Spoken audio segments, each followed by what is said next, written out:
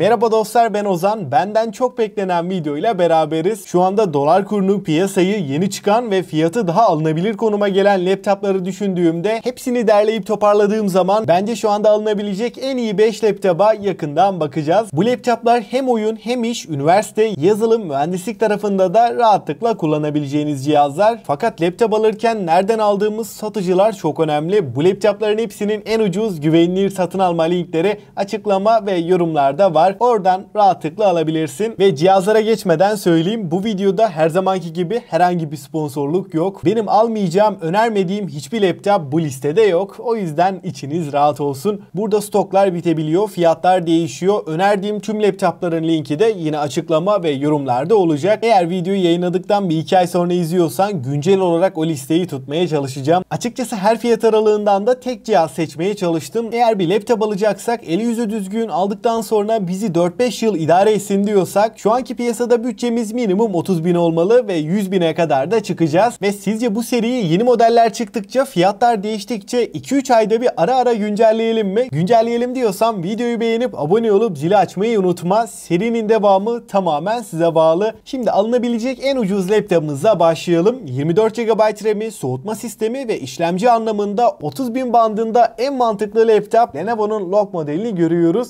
Ryzen 7 7. nesil bir işlemci burada kullanılmış. 8 çekirdek ve 16 threadlik bir yapıya sahip. 24 GB RAM 16+8 4800 MHz olarak gelirken 512 SSD'nin yanında RTX 4050'nin 105 Watt'lık versiyonu bu laptopta var. 15.6 inç Full HD IPS %100 sRGB ekran tabii ki burada da var. Ama bu laptopun bence en önemli artısı kesinlikle batarya performansı. Gündelik kullanımda ortalama 4-5 saat ekran süresi alabiliyoruz. Hem verimli hem de güç tüketimi az olan bir işlemci. Oyun oynarken, render alırken, şarja takılıyken bile bataryanın azalması gibi sorunlar yaşamıyoruz. İkinci sırada soğutması, işlemcisi ve batarya performansıyla 40.000 sınırında bütçeyle en iyi laptop Victus 16'nın Ryzen 5 7. nesil versiyonunu görüyoruz. 6 çekirdek ve 12 threadlik bir yapıya sahip. Bu işlemcinin olayı sadece performans değil, gerçekten verimli bir işlemci. Yani hem güç tüketimi düşük hem de ısınmıyor. 16 GB RAM 8x2 5600 MHz olarak gelirken 512 SSD'nin yanında RTX 4060'ın 120 Watt'lık versiyonu bu laptopta var ve 16.1 inç Full HD 144 Hz panelle de birlikte geliyor.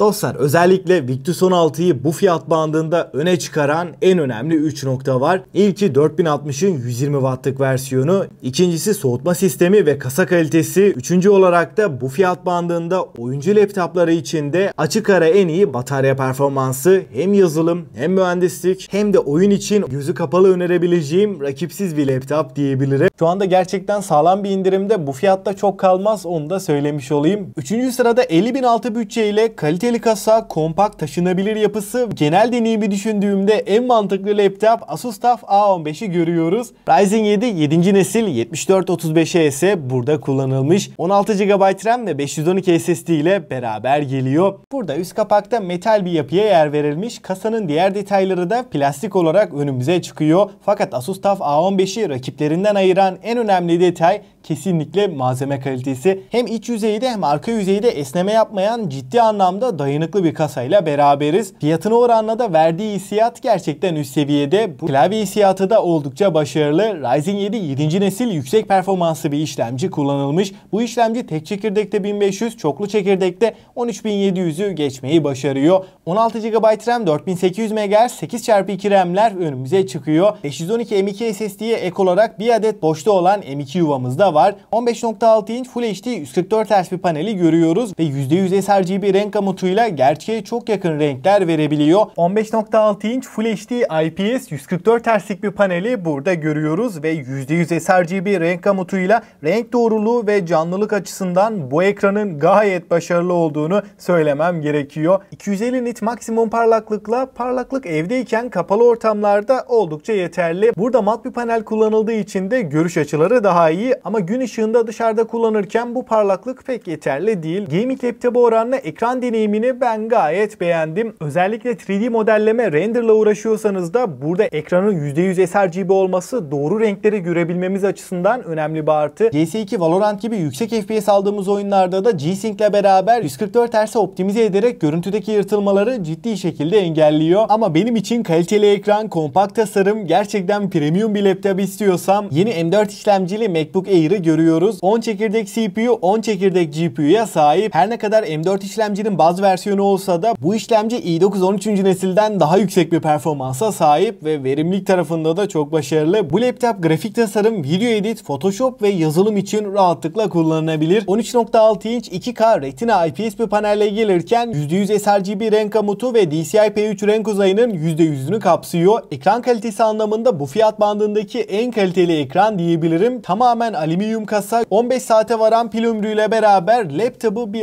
iPad gibi kullanabilirsiniz. Bazı versiyonda 16 GB'a geçilmesi güzel olmuş. Çünkü M4 işlemci tümleşik bir yapıya sahip, yani ayrı bir yonga değil. 16 GB RAM'i işlemcinin GPU kısmı kullanıyor. O yüzden minimum 16 GB RAM macOS tarafında da artık olmazsa olmaz. Benim için kompakt, taşınabilir olması birinci öncelik. Tasarımı güzel, işlemcisi sağlam, batarya olarak da tablet gibi bilgisayar istiyorum diyorsan M4 işlemcili MacBook Air en mantıklı seçenek. Şu anki fiyatıyla da rahatlıkla önerebilirim. 4. sırada 60.000 TL altı kaliteli kasa, sağlam soğutma, uzun vadeli kullanacaksak 4070 ile beraber en mantıklı laptop MSI Katana 15'i görüyoruz. i7 13. nesil H serisi 10 çekirdek 16 threadlik işlemci burada kullanılmış. 16 GB RAM 8x2 5200 MHz olarak gelirken 1 TB SSD ve RTX 4070'in 105 Watt'lık versiyonu bu laptopta var. Soğutma sistemi oldukça başarılı. RGB klavye dışında da sade bir tasarıma sahip diyebilirim. 15.6 inç Full HD 144 Hz IPS bir panel kullanılmış ve açıkçası çok kalın ve ağır bir laptopta değil. Boyutunun da küçük olduğunu düşünürsem laptopu sürekli yanınızda taşıyorsanız bu fiyat bandında en güçlü, en kaliteli laptop diyebilirim. Şu anda sağlam bir indirimde fakat bu fiyatlarda çok kalacağını düşünmüyorum. Eğer bütçeniz bu aralıkta alabileceğim en performanslı, en sağlam laptopu arıyorsam bence Katana 15 kaçırılmayacak bir cihaz. Son sırada özellikle oyun performansı en yüksek veya mühendislik, mimarlık tarafında üst düzey projelerde çalışacağım, yapay zeka tarafıyla uğraşıyorum. İşlemci ve ekran kartı performansını düşündüğümde uzun vadeli götürecek en mantıklı laptop 2025 versiyon Asus ROG Strix G16 modelini görüyoruz. Intel'in yeni nesil yapay zeka destekli serisi Core Ultra 7 255HX işlemci kullanılmış. 20 çekirdek ve 20 threadlik bir yapıya sahip. Ekran kartı tarafında 4080 ile saf güç olarak neredeyse aynı ama yapay zeka, frame generation, DLSS 4.0 desteğiyle çok daha öne çıkan RTX 5070 Ti'nin 175 Watt'lık versiyonunu görüyoruz. 32 GB RAM 16x2 5600 MHz olarak gelirken 1 TB SSD'nin yanında 16 inç QHD Plus IPS 240 Hz bir paneli görüyoruz ve bu panel 3 MS'lik bir tepki süresine sahip. Aynı zamanda Dolby Vision HDR, %100 sRGB renk gamutu ve DCI-P3 renk uzayının da tamamını kapsıyor. Açıkçası ekran kalitesi donanımın gücüyle oldukça optimize. Yani QHD Plus çözünürlükte bütün oyunları en üst ayarlar 200 FPS üstünde rahatlıkla oynayabilirsiniz. Bunun dışında renk doğruluğu, kontrast, doygunluk tarafında da çok güçlü. Ekran kalitesi deneyim anlamında bir gaming laptop olduğunu anlamayacağınız bir cihaz. Dostlar, şimdi en önemli kısım bu. 5 cihazla ilgili son bir değerlendirme yaparsam eğer bütçem 30.000 bandında kaliteli kasa, kaliteli ekran, Ryzen 7 7. nesil işlemci ve 4050'nin 105 Watt'lık versiyonunu düşündüğümde bu fiyatlarda alabileceğiniz en sağlam laptop kesinlikle Lenovo'nun Log modeli. Eğer bütçem 40.000 sınırında, ısınma problemi olmayan, fiyat performans açısından en mantıklı ve bir gaming laptop gibi gözükmesin, sade bir tasarım istiyorum diyorsan HP Victus 16 en mantıklı seçenek. Bütçem 40.000 ile 50.000 bandındaysa kompakt, taşınabilir yapısı, kaliteli ekranı, 4060'in 140 Watt'lık versiyonuyla uzun süre kullandığım Asus TUF A15 benim kesinlikle favorim. Fakat ben bu bütçelerde alabileceğim en iyi ekran, en iyi işlemci, en iyi bataryayı istiyorsam laptopu grafik tasarım, video edit veya mimarlık için kullanacağım. Oyunla işim yok. Bu bütçelerde alabileceğim en iyi laptopu istiyorsam M4 işlemcili MacBook Air en mantıklı seçenek. Bu fiyat bandında render, ekran kalitesi ve batarya deneyimini düşündüğümde kesinlikle rakipsiz bir laptop diyebilirim. Bütçem 50.000 bandında ve tam olarak fiyat performans bir laptop istiyorsam